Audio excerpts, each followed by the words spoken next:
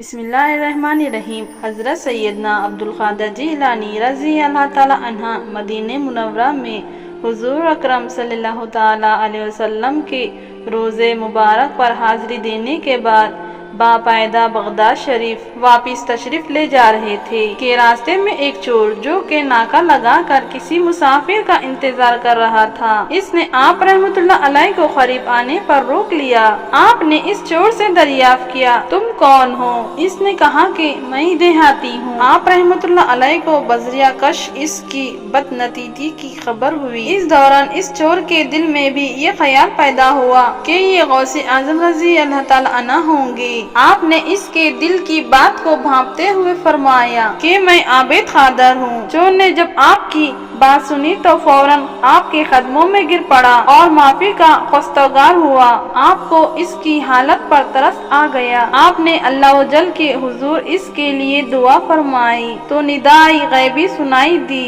اے غوث، اس چور کو سیدھا راستہ دکھاتے ہوئے قطب بنا دو۔ آپ رحمت اللہ علیہ نے اس چور کی جانب نظر فرمائی اور وہ چور آپ کے فائز روحانی سے قطب کے درجے پر فائز ہو گیا۔ سبحان اللہ۔ ایک روز آپ کی مجلس میں عالمہ و فقراء اور عقیدت مندوں کا ہجوم تھا اور آپ رحمت اللہ علیہ مسئلہ و قدر پر تقریر فرما رہے تھے اور لوگوں پر کیف و استقرار کا عالم طاری تھا۔ اچانک چھت میں سے ایک نہایت خوفناک زہریلی سانپ گرا۔ اس کے گرتے ہی بھاگ دوڑ مچ گئی اور سب پر اس کی ہیبت جاگی، لیکن آپ نے اپنی جگہ سے حرکت نہ کی اور کھڑے ہو کر وعظ فرما رہے ہیں۔ وہ سانپ لپٹتے ہوئے آپ کے کپڑوں میں گھسا اور تمام جسم پر پھر کر گردن سے ہوتا ہوا اتر کر سامنے آ کھڑا ہوا۔ جو لوگ وہاں موجود رہ گئے تھے، انہوں نے دیکھا کہ وہ آپ سے کچھ باتیں کر رہا ہے، اس کے بعد وہ غائب ہو گیا۔ لوگوں کو بڑی حیرانی ہوئی۔ آخر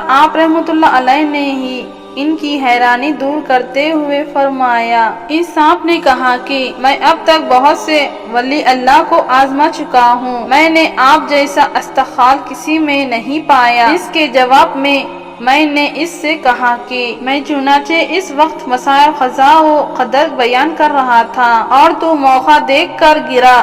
میں تجھ سے ڈرتا ہوں، تو بھی تو زمین کا ایک ہی کیڑا ہے۔ قضا و قدر نے مجھے متحرک کر رہا تھا، تیرے گرنے سے میرے قول و فعل میں طبق و توازن پیدا ہوگا، گویا قدرت نے دیکھا کہ میرا ظاہر و باطن ایک ہے۔ سبحان اللہ۔ حضرت غوث اعظم رضی اللہ تعالیٰ عنہ ایک مرتبہ اپنے مدرسے میں وضو فرما رہے تھے کہ ایک چڑیا نے بٹ کر دی اور وہ آپ کے کپڑے پر پڑی۔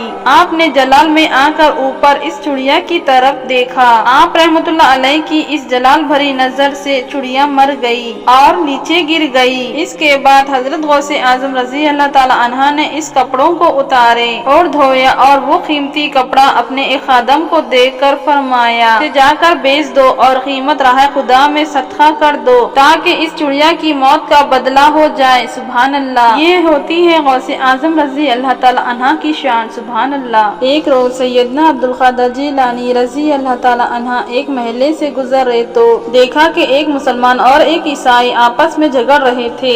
آپ نے سلف دریافت کیا تو مسلمان نے کہا، یہ عیسائی کہتا ہے کہ حضرت عیسیٰ علیہ السلام تمہارے نبی کریم صلی اللہ تعالیٰ علیہ وسلم سے افضل ہے۔ سیدنا عبدالقادر جیلانی رضی اللہ تعالیٰ عنہ نے عیسائی سے دریافت کیا کہ تم کس وجہ سے حضرت عیسیٰ علیہ السلام کو افضل کہتے ہو؟ اس نے کہا کہ حضرت عیسیٰ علیہ السلام مردوں کو زندہ کرتے تھے۔ آپ نے فرمایا کہ میں سیدنا عالم صلی اللہ تعالیٰ علیہ وسلم کا امتی ہوں، اگر میں مردے کو زندہ کر دوں تو پھر تو نبی پاک صلی اللہ تعالیٰ علیہ وسلم کی افضلیت کو تسلیم کر لے گا؟ اس نے کہا ضرور۔ پھر آپ نے اس سے کہا کہ قبرستان میں کوئی پرانی خبر بتا جس میں ہے مردہ، میں وہ مردے کو زندہ کر دوں اور وہ مردہ جو دنیا میں پیشہ کرتا تھا اس کا اظہار کرتے ہوئے اٹھے۔ چنانچہ اس نے ایک پرانی خبر کی طرف اشارہ کیا۔ سیدنا غوث اعظم رضی اللہ تعالیٰ عنہ نے فرمایا، اب اذن اللہ، بس یہ کہنا تھا اور مردہ زندہ ہو کر گاتا ہوا باہر نکلا۔ سبحان اللہ۔ یہ کرامت دیکھ کر عیسائی مسلمان ہو گیا۔ سبحان اللہ۔ امید کرتی ہوں آج کا یہ پیارا سا واقعہ آپ کو پسند آیا ہے تو ہماری ویڈیو کو لائک، ہمارے چینل کو سبسکرائب کرنا مت بھولنا۔